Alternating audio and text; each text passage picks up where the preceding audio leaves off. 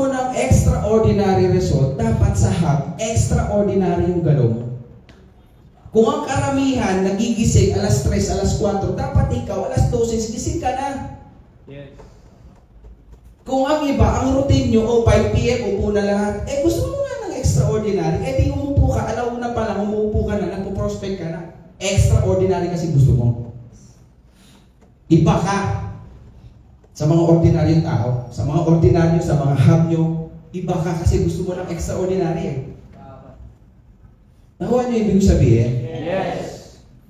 Ngayon, pag nakuha mo na yon before mag-2025, yung routine mo, naging extraordinary. Ngayon kasi, isiniset ko yung mind nyo eh. Kinukondisyon ko yung mind nyo na huwag kayong magsayang ng effort sa networking kung hindi mataas ang pangarap mo. Pero kung mataas ang pangarap mo at alam mo, nakita mo yung ilaw ng pag-asa sa Tao Elevate, please lang, double your effort.